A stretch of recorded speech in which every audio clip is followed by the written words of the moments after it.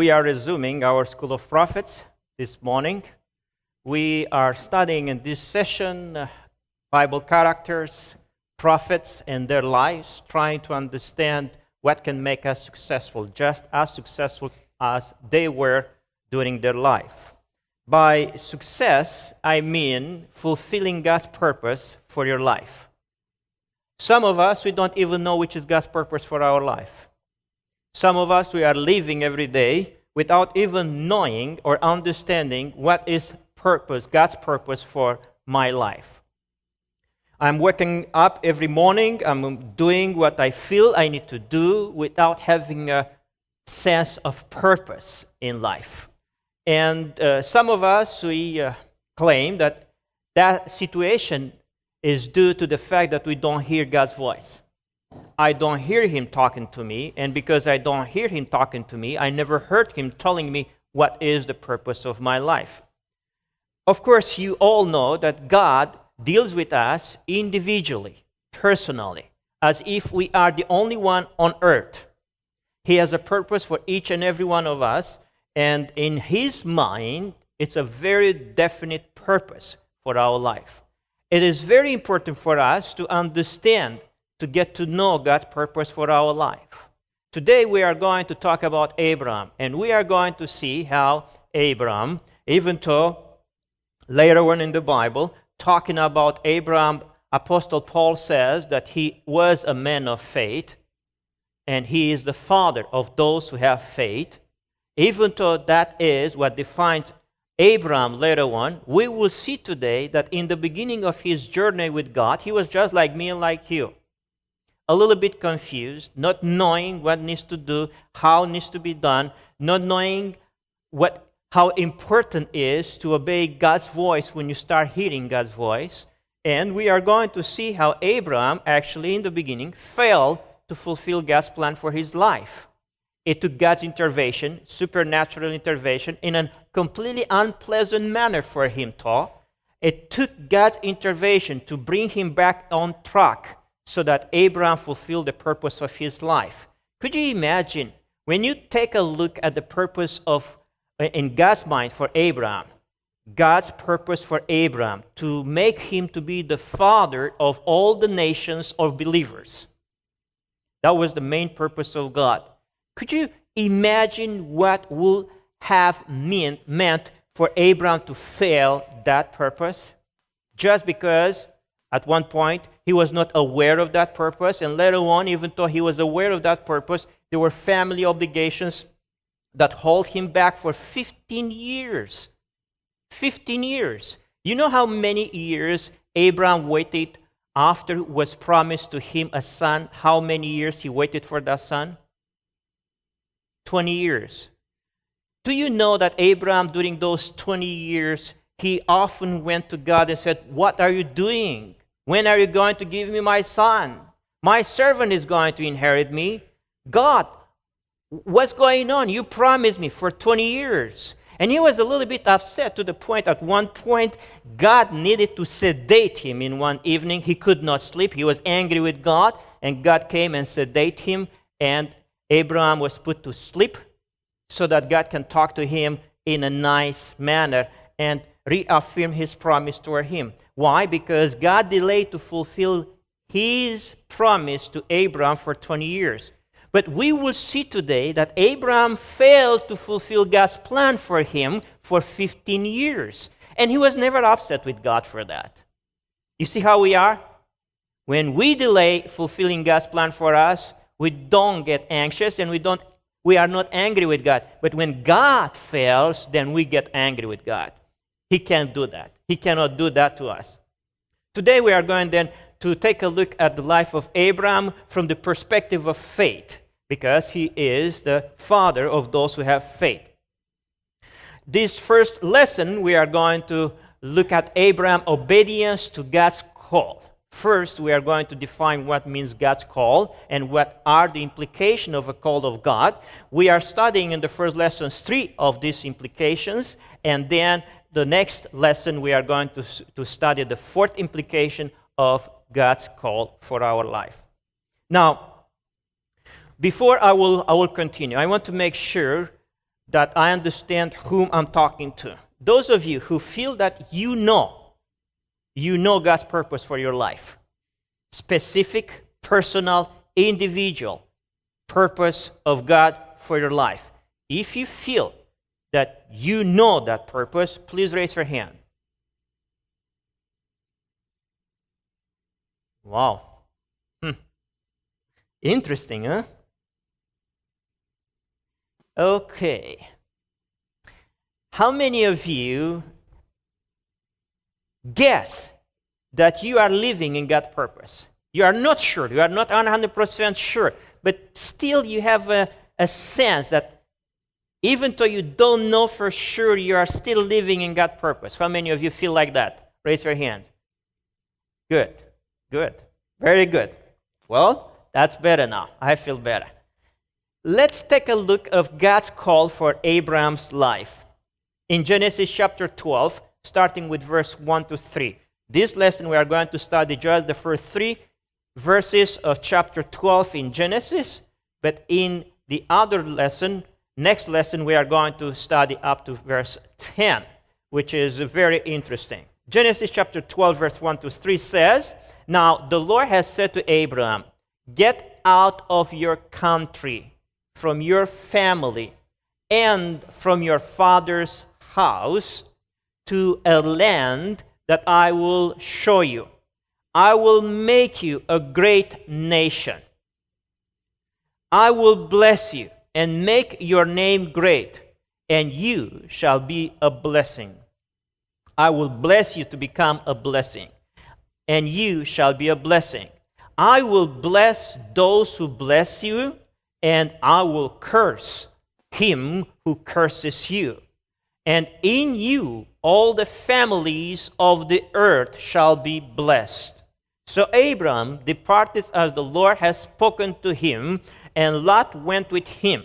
And Abram was 75 years old when he departed from Haran.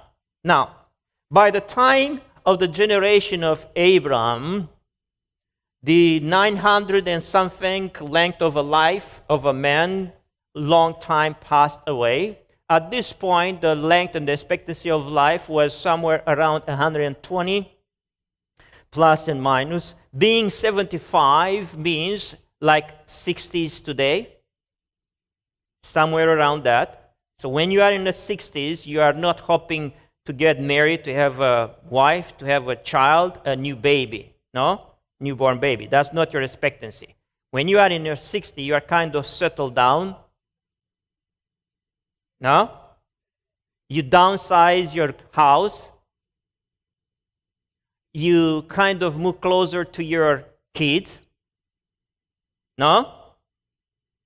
You are no longer looking up. You have passed the peak of the mountain of your life. Now you are going down, so you look down, and you look very carefully down not to trip on because your legs doesn't function very well anymore. No?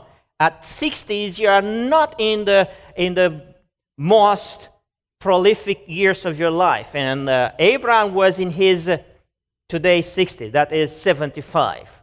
From that moment on, he was not expecting to have a newborn baby and anything like that. However, even though Abraham had not kids, God is talking about out of you a nations, and nations will come. And more than that, I will bless you, you will be a blessing for others. I will bless those who bless you, I will curse those who curses you, and in you, the family of the entire earth will be blessed. That's a huge plan for a man. Don't you think? I mean, look, you can take any of these blessings that God has promised to Abraham individually and place it upon one person, and that person will be more than content with that. Am I right? But here is what God planned for Abraham is. All these blessings on him. Huge plan. Where in order for God to fulfill that plan that he has for Abraham, he addressed Abraham a call of his life. The call of his life. And basically, the call was, I want you to get out. I take you aside. I remove you from the crowd, and I am putting you aside for a task, for a call. When God takes you aside, that is sanctification. The very understanding of the word being a saint means to be put aside for a specific task. So what actually happened is that God is telling Abraham, you are a saint from now on. That in itself, it's a high call for us, each and every one of us. Am I right? Because the word saint means put aside. And that's exactly what God is telling Abraham. I want you aside. I want you aside from your country, from your countrymen. I want you aside from your family. I want you aside even from your father's house. Why God is mentioning after he's saying your family, then he goes even deeper and said your father's house. Why? Because back then the economy of a family was that the father that was still alive was still in charge with the family. In other words, even though Abraham was 75 at this point, Terah, his father, was still in charge with his life. Yeah. These old boy need to grow up and man up, basically. And God is saying, hey, Abraham, the call of your life is to kind of man up. Get out of your father's house. Enough you obey him. Enough. Enough. Now I want you aside. I want you a saint. I want to put you aside to be a saint so I can fulfill in your life the purpose that I have in my mind for you. Now, it is very important, this saying, that God is telling him, get out of your country, get out of your family, get out of your father's house, get out, become responsible. You know, when you are under someone else, then that person is responsible for all the choices you make because he makes it for you. But Abraham, God said, Abraham, is enough. Now I want you responsible. I want you to take responsibilities for your choices. I want to talk to you. I want to tell you what to do, and I want you to be responsible to do it. And because I see that you are still under the authority of your father, I want you removed from your father's house. So that when I tell you something, you cannot blame your father for not doing it. And we are going to see how Abraham failed for 15 years to do so. This is why Genesis chapter 12 starts with this statement. Now the Lord had said to Abraham. In other words, Moses, who wrote Genesis, he is saying that in chapter 12, Abraham of chapter 12 had heard God's command and commission to him long before chapter 12 that he should go out of his country, out of his family, and out of his father's house. It was not in chapter 12 that Abraham heard God saying, get out. It was previous. It was long before that God has said to Abraham, get out. In chapter 12, we are just reminded of the fact that God has done that to Abraham, addressed the call to Abraham long before it happened. Chapter 12, verse 4, finally we read, Abraham departed as the Lord has spoken to him. In verse 4, chapter 12, finally Abraham decides, I'm going to obey. And even though the obedience is kind of mixed obedience, because it's partially disobedience and partially obedience, at least he moved into the direction of God's plan for his life. Why I'm saying that is because it says that Abraham actually took Lot with him. And Lot went with him. You remember who was Lot? Who was this guy? His nephew. Okay. Do you think that his nephew will be included in his family? His nephew is part of his family, no? So when God said, get out of your family, God included Lot too. Do you agree with me? Did Abraham did like that? No, he said, can I at least one guy, a little nephew there? I will be very lonely otherwise. Can I get him with me? God said, get out of your family. He said, just Lot. Just let me have Lot. We know how many troubles Abraham had from Lot. Later on. First of all, the conflict, and then later on, when Lot is taken prisoner, Abraham and his people needed to risk their life to save Lot and his family. You remember that? Lots of trouble. I mean, if you read Genesis, how that happened, that situation happened when Lot was already in Sodom and he was taken prisoner. When you read how everything happened, the king that took him prisoner was actually in charge of 7 other kings. And a coalition of 7 kings tried to stand against them and could not. And now we have an Abraham with 385 people standing against this coalition of 7 kings. That was not just, okay, let's go visit, let's do something, and let's take Lot back. No, it was not like that. His life was literally in danger. Why? Everything started with his disobedience.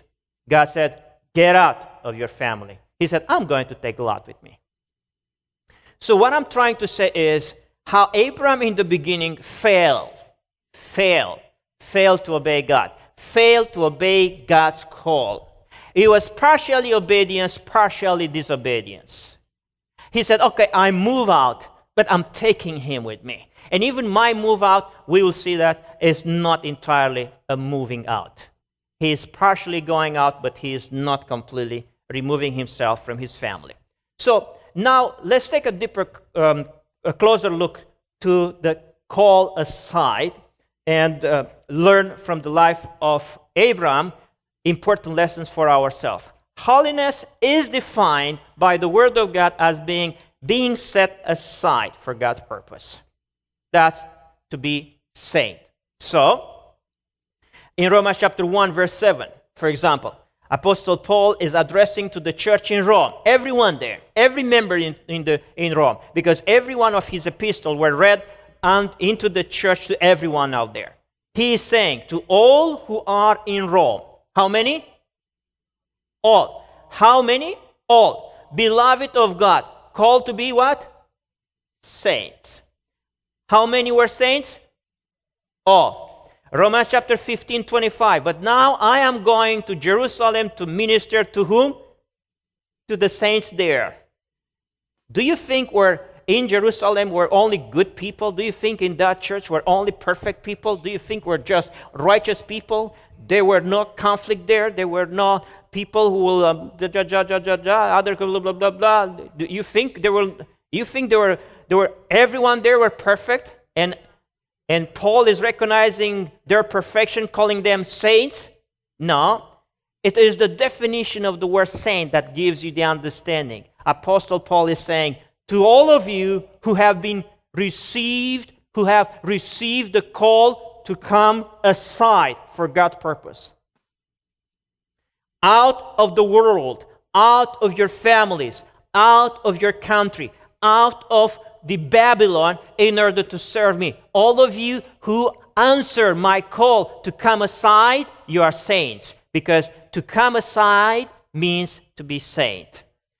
In 1 Corinthians chapter 1, 2, we read the same idea to the church of God, which is of Corinth, to those who are sanctified in Christ Jesus, called to be saints. All of them, Apostle Paul addresses with the word saints, and as you can see, they were in the process of being sanctified in Christ, yet they were saints. Okay? So this morning, I want to ask you, are you a saint? What it implies? It implies that you have received a call from the Lord and you came aside so God can fulfill His purpose in your life. Once you step aside according to the call of God from your family and from your entourage and everything so that you can serve the Lord and serve God's purpose for your life, you become a saint in that moment. So Abraham, in that sense, was a saint. He received the call of stepping aside, separating himself from the rest in order to fulfill God's purpose. The divine implication of God's call. It is only when you answer God's call that you can hope for a better tomorrow. Let me put this in this way.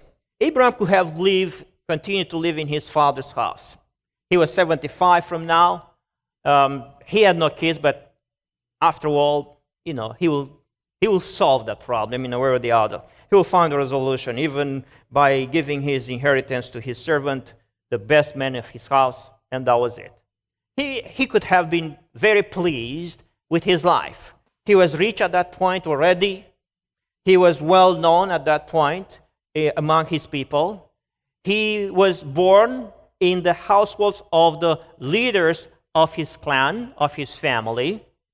Okay? So he was like a prince, if you want, in that clan, in that city that was built, Haran, that was built especially for him. So he could have been very pleased with that. I mean, fulfill life. No? But suddenly he received a call from God, and then he had a hope for tomorrow that was better off than what he was living.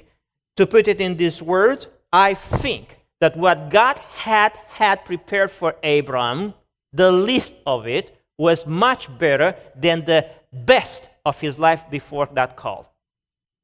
Do you agree with me? You remember it's an entire bunch of blessings that God had in purpose for Abraham. Bunch of them. Each and every one of them was higher than the blessing he had already experienced up to the age of 75 before he received the call of God. So, indeed, it is only when you answer God's call that you have hopes for a better tomorrow. You can't have hopes for a better tomorrow unless you receive the call from God and you accept God's call for your life. In 2 Corinthians, in chapter 6, in verse 14 through 16, we read, do not be unequally yoked together with unbelievers, for you are the temples of the living God. As God has said, I will dwell in them and walk along them. I will be their God, and they shall be my people. Basically, the definition of any call that any person ever receives from God is His presence in our life. And we are going to emphasize that in the second lesson today. But as you can see, the first thing God is making us aware of is that in order to receive Him inside so that He can dwell in us and walk with us, is us to be removed from the unbeliever presence. Because we cannot have the same purpose in mind, we don't have the same goals in mind, we don't have the same values with the unbelievers, and it's easier to be pulled down than to be pulled up. Do you agree with me? I can prove it to you. I can put someone on the chair, I will pull you down, right away you will fall down. But if I ask you to pull me up, being on the chair, you'll find it that is very difficult. It's easier to be pulled down. And because God knows that, He said, I want you removed. So God calls for our life, first of all, implies separation. Separation. To be separated from the others. Cut it off. Cut off your connections with everybody else.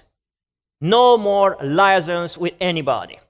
Now, I know that sounds very weird, but basically I learned in my own life the truth of this lesson in the Bible.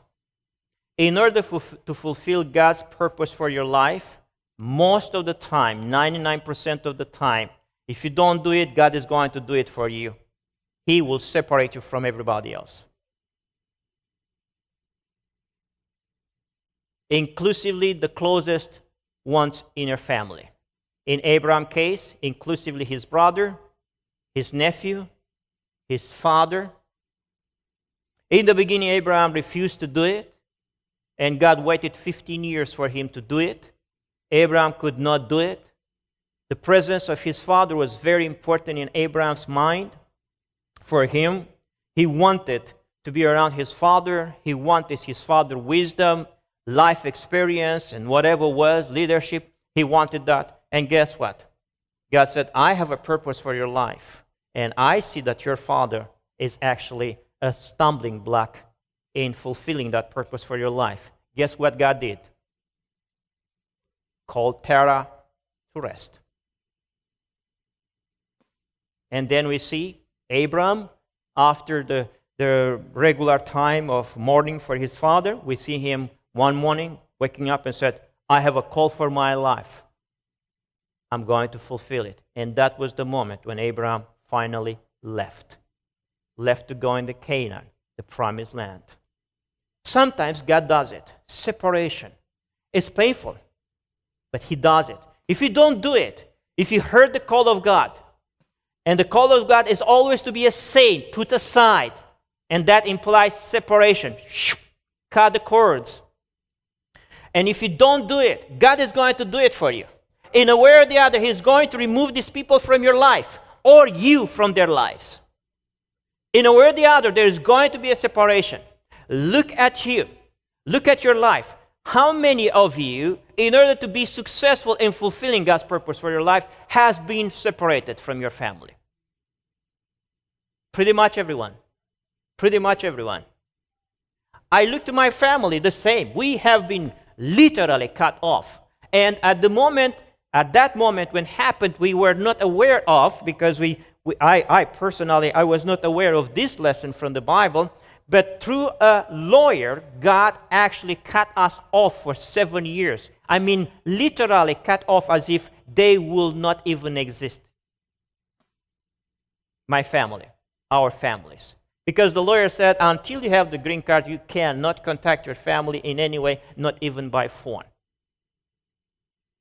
So we were for 7 years severed, cut off completely, literally cut off, no communication whatsoever between us here and the rest of the family there.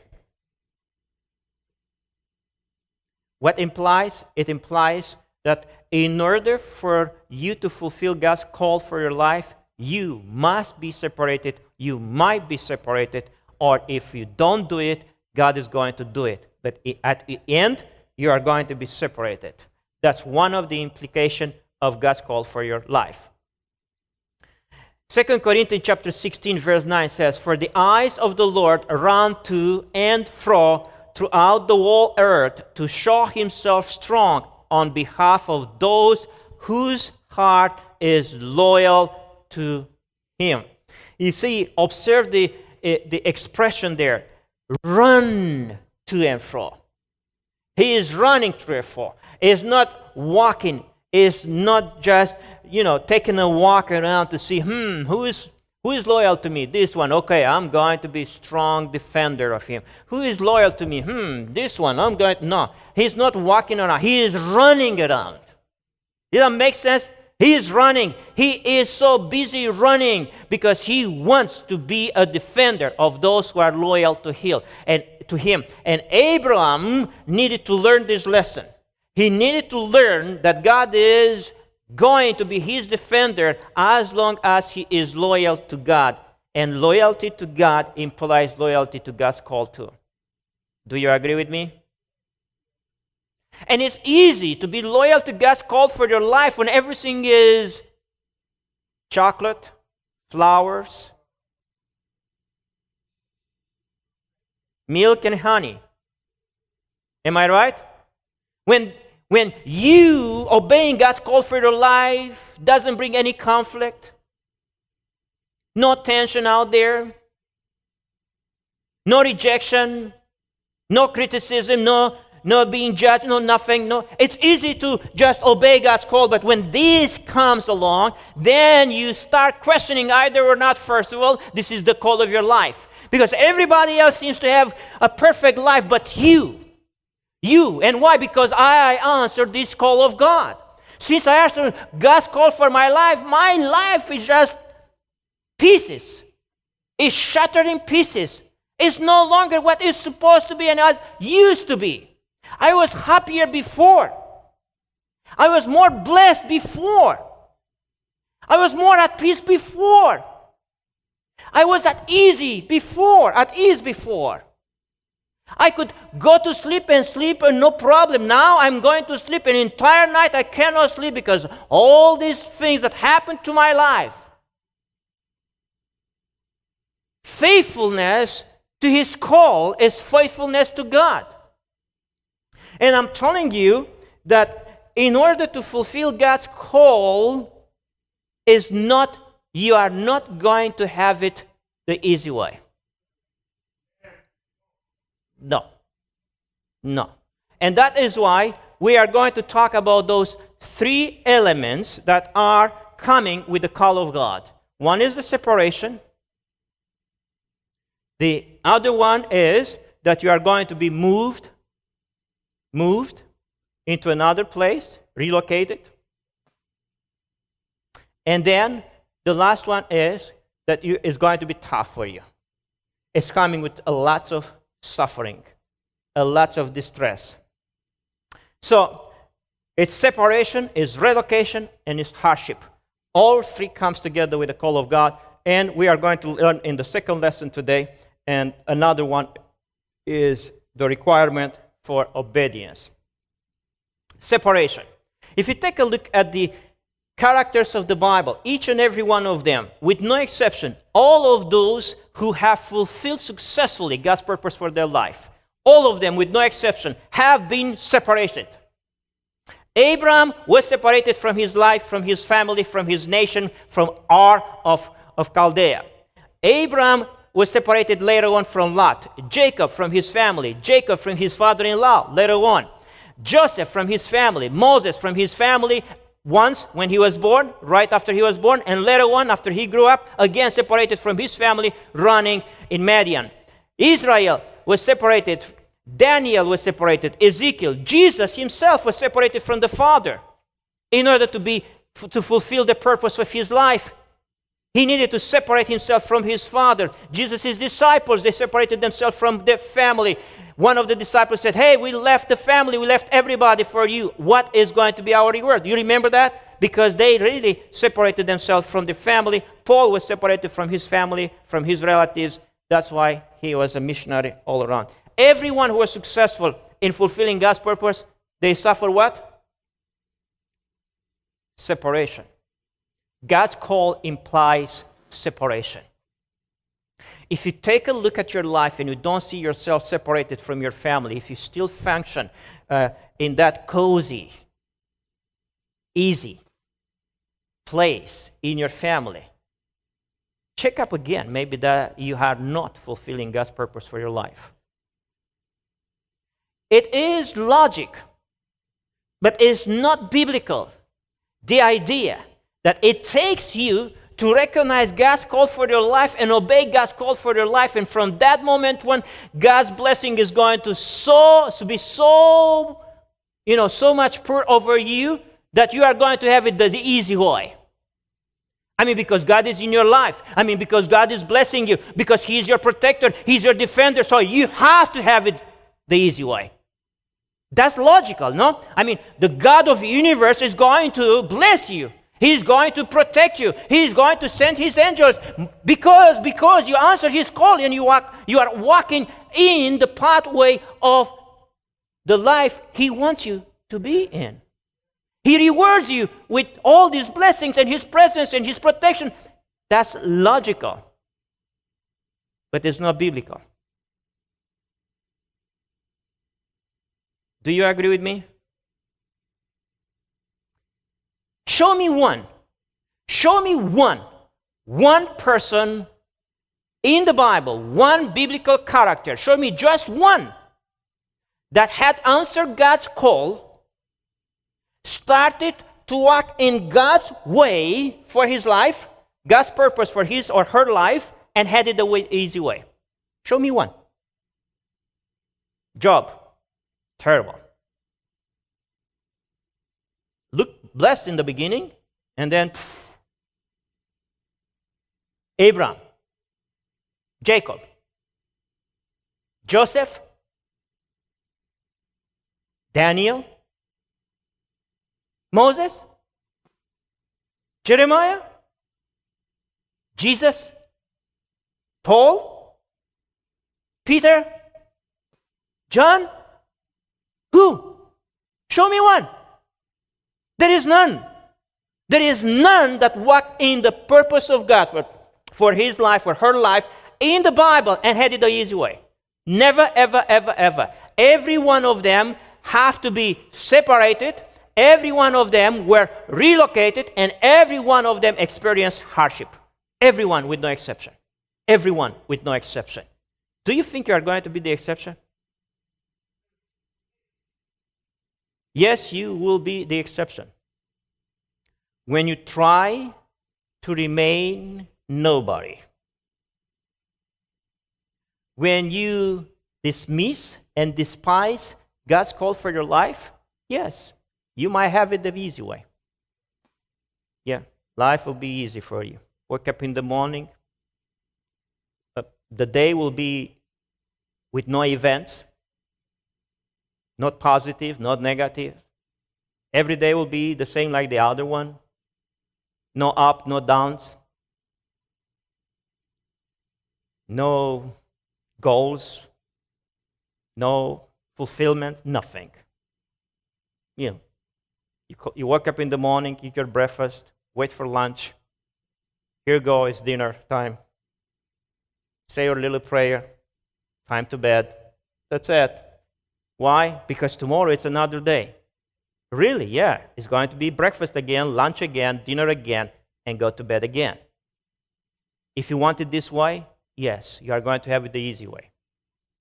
But at the end, you are going to regret. Because at the end of your life, you'll realize that you haven't used the every day of your life on earth to fulfill God's purpose for your life. And as a result, at the end, you lose the big blessing. The big blessing. The very blessing that was awaiting for you in answer to God's call. You are going to lose it. Relocation, every one of them were relocated. Abraham was relocated, Lot, Joseph, Jacob, Moses, Daniel, Ezekiel, Jeremiah, Jesus, Paul, Peter, you name it. Every one of them, they were relocated in order to become successful. And hardship, every one of them, with no exception, experienced hardship. You are going to experience it too. Just answer to God's call. You are not going to start, when you answer God's call for your life, you are not going to start having it the easy way. From that moment on, you are going to experience hardship. Now, you will say, Pastor Nick, this is disastrous. If I knew this is going to be the message today, I will not have shown up here today. This is terrible. This is depressing. Am I right? I mean, and I kind of agree with you. You can go into another church where prosperity is preached. You can go there. They will tell you that you are going to have it the easy way, that God is going to bless you in your finances. He's going to protect you from any type of bad things to happen to you, that you are going to remain healthy until the very end of your life. And in spite of the reality of your life, you are going to believe that. You are going to fight for that. And probably some of you are going to experience it. But the bottom line is, when you have it the easy way, I'm pretty sure, according to the Bible, realities, I'm pretty sure you have missed the call of your life. Because in the moment when you start fulfilling God's call for your life and become a saint for God, from that very moment on, separation, relocation, and hardship is your portion.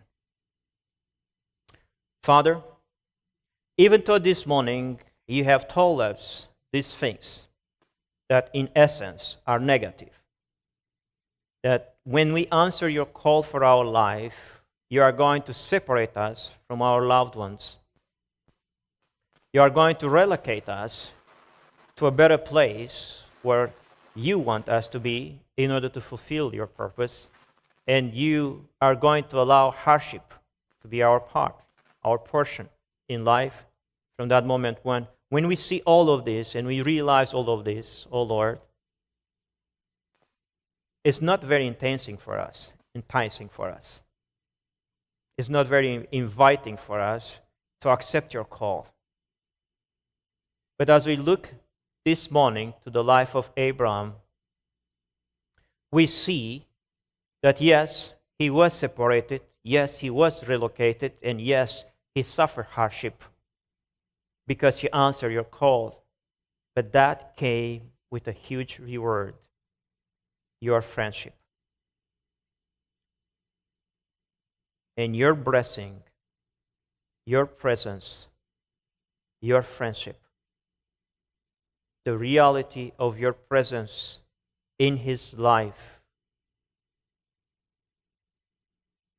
it was worth everything that he experienced in order to gain it. It was worth to be separated. It was worth to be relocated, to experience hardship, and to gain you and your presence. Just as Apostle Paul said, I consider everything as rubbish, garbage, nothing, for the price of your presence. We praise you in this morning because this is the call of each and every one of us life. You want to dwell in us, you want to walk with us, and we deserve and desire the same thing. We praise you, Lord, because through Jesus Christ that you made that possible for each and every one of us individually. Thank you. In Jesus Christ. Amen.